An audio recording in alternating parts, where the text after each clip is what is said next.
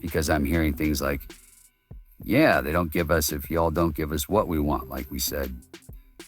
No, that's a possibility for real. Angel Reese just threatened to shut down the entire WNBA. Players don't get paid more.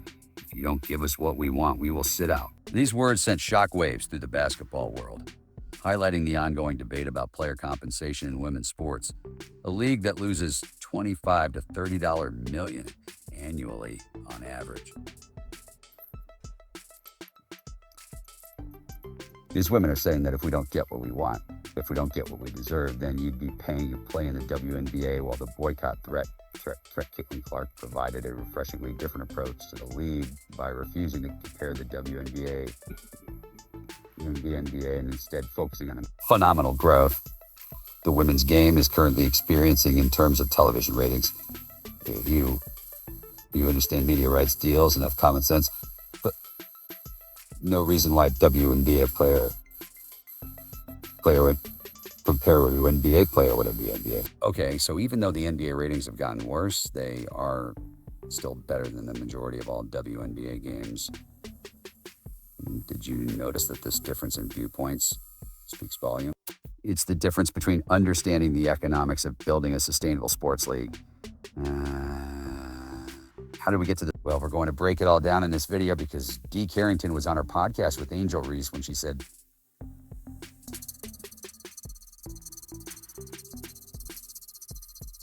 send a message out to the Lord. All right, you heard that. Angel Reese isn't just asking for higher pay. She's threatening to shut down the entire way of players don't get paid more.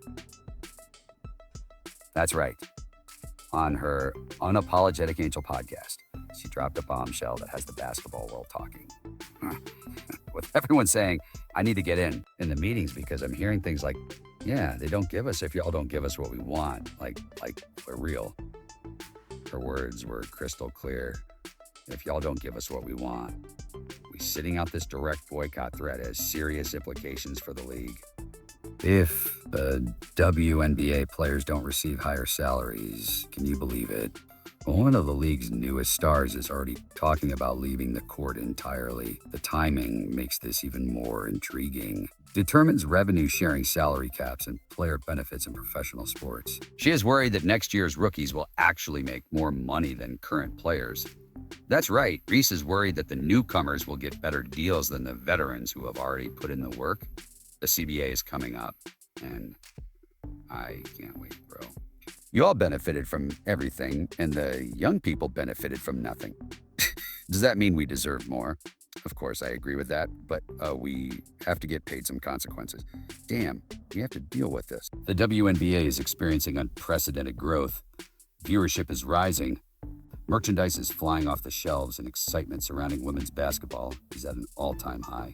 As a result, they're going to risk ruining a good thing. This push for higher salaries makes it seem like they lack patience, or worse, that they're just being greedy. Coming in this year, they'll still be in the rookie contract again, and the year after that, they're probably going to be making more than us.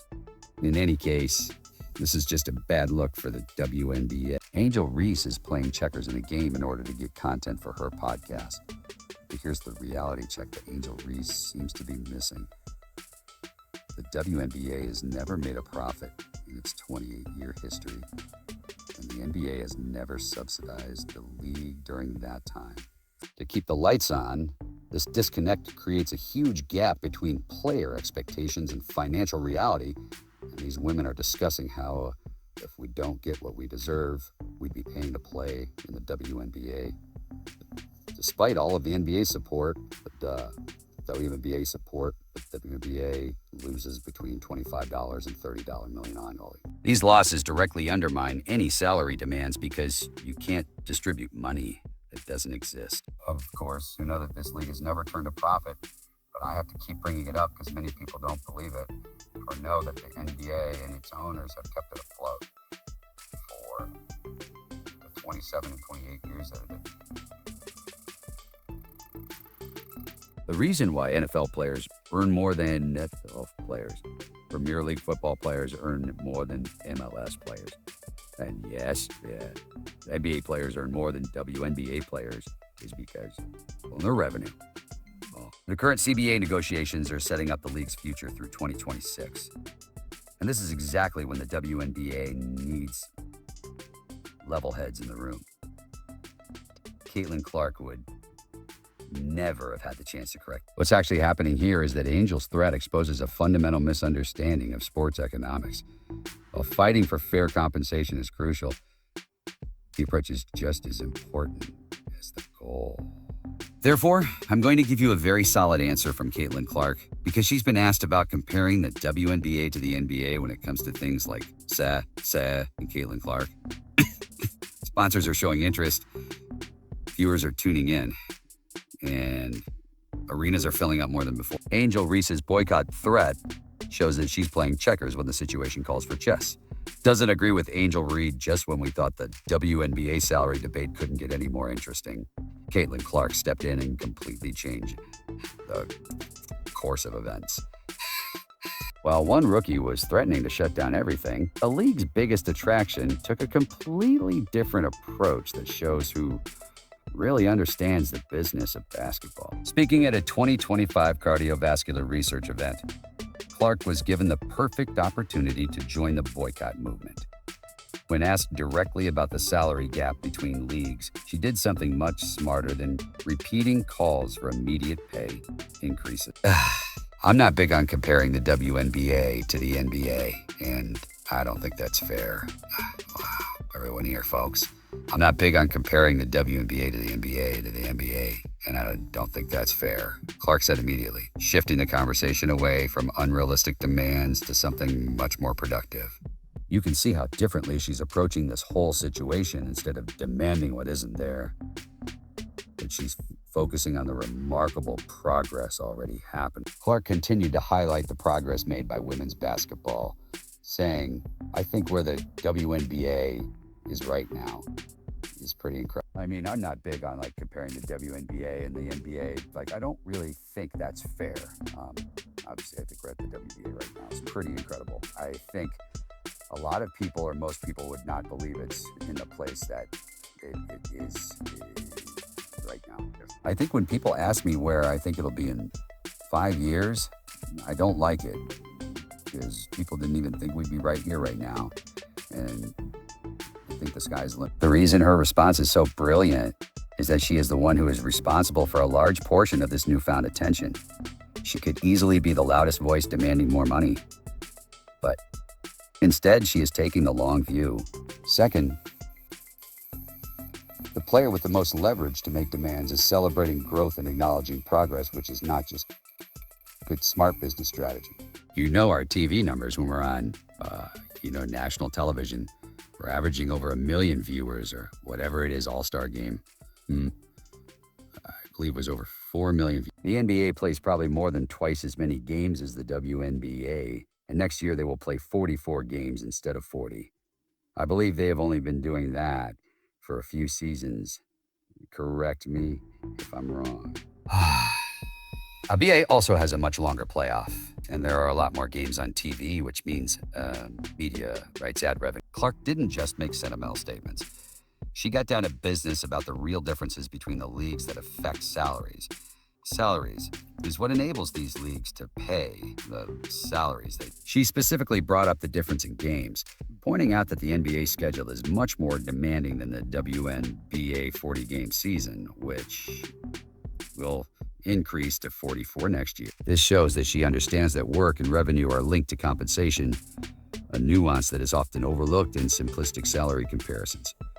And Clark also highlighted the league's exciting expansion plans, mentioning that 2 new teams are anticipated next year, with possibly more to follow. This expansion directly addresses one of the basic problems.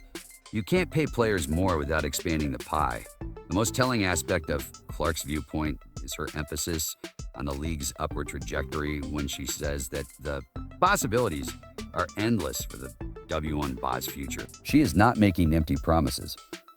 Rather, she is exhibiting a growth mindset that understands how sports economics actually works, as higher viewership leads to better sponsorship deals, which in turn create more revenue, which in turn translates to better player compensation. First, more teams mean more games, more fan engagement, more sponsorship opportunities, and ultimately more revenue to share with players. While one perspective demands instant gratification regardless of economic reality, Clark's perspective acknowledges that sustainable growth requires patience and smart strategy. She's playing chess while others are playing checkers. Sometimes when it comes to players talking and using their platform and spreading their message, silence is golden. This is the main difference between Clark's growth-focused mindset and those demanding immediate need-level. Well, the financial reality is astounding. One league makes 40 times more money than the other, and this huge revenue gap directly affects salaries. The minimum NBA salary is $1. When you look at the hard numbers, nobody is discussing how the WNBA can possibly match NBA salaries when it only makes $200 million compared to the NBA $billion. When earnings diverge so significantly, pay scales will reflect that fact. According to Kyan Clark's agent, it discusses how she's a part of a bigger picture. $2 million, while WNBA players begin at just $64,500. This isn't about gender inequity. Oh, player body, why do they all need to be paid more? Let's put this in perspective. Picture two coffee shops on the same street, one serving 40 customers a day and the other serving 1,600. Would you expect the baristas at both establishments to make the same salary? That's exactly what's happening with the NBA and WNBA comparison. They're all basing it on the idea that they need more money, which is absurd. It's definitely the workload comparison that makes what Angele Reese demands NBA-level compensation. She is effectively asking for twice the pay rate for half the work while generating a fraction of the revenue. This principle applies to all sportsmen, and once again, it is all about television revenue, which is why the NFL has high salaries in their major leagues. NBA players work hard through 82 regular season games plus lengthy playoff series, and WNBA players completed a 40-game season. Literally half the games. In baseball, it's all about the influx of television money, whether it's from regional broadcasts or something else entirely. For example, when the EON network draws millions of views from a WNBA game, you know something about soccer. Despite the fact that both teams feature men kicking, the English Premier League pays players much more than Major League Soccer. This is because the EPL generates billions of dollars, while MLS brings in much less. The reason for this is that revenue drives everything, and what's really amazing is that WNBA players aren't making even less. Women's league for years without that support, that $64,500 minimum salary might be much lower. And the current minimum WNBA contract is $64,506 million. However, again, stop making NBA comparisons. All this does is turn off reasonable people because it's ridiculous to compare leagues. It's been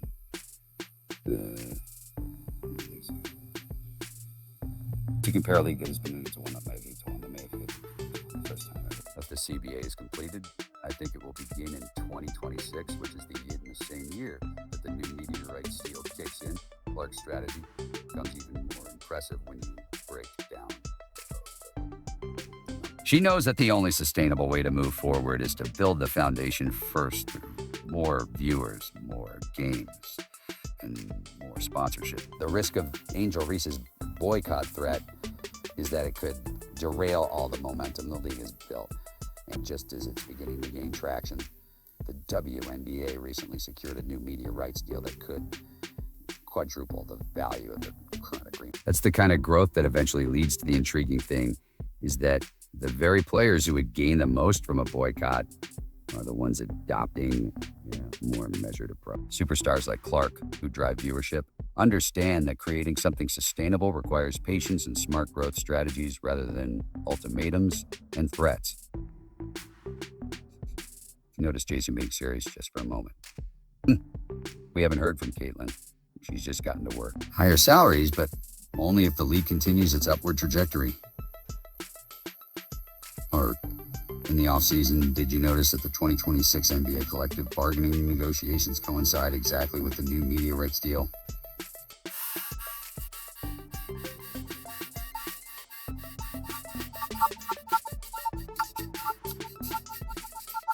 give the league a significant revenue boost, and the Clark vs. Reese debate is a bit. Again, the situation is precarious without Caitlin Clark, and I would also add that she should be included in these negotiations. I'm not even saying this to say, oh, well, you know, she's the face of the league, and she can do all you want as players and this and that, but instead of threatening boycotts today. Players should be strategically positioning themselves for these upcoming negotiations when they'll actually have leverage. Which is why having Clark in that negotiation room. I'm not saying this because she knows all the ins and outs of how multi-hundred-million-dollar professional basketball league runs or anything like that, but simply because of her reasonableness and effective communication skills make her the face and spokesperson in perfect sense. Her forward-thinking approach could help secure meaningful gains when the money is actually there. I think it would be fantastic for the lead league because, in my opinion, it would give them a much better chance of getting what they want and actually getting something done, because in 2026, if the WNBA didn't exist, the league would be a complete disaster. There are also more opportunities for Caitlin Clark's approach to get things done, even if she starts off asking for the same things that all the players want. Finding common ground, completing a task, and genuinely expanding the Clark patient business savvy approach isn't just rhetoric. It's a successful tactic that blends financial acumen and emotional fortitude, potentially revolutionize the league's economics for future generations.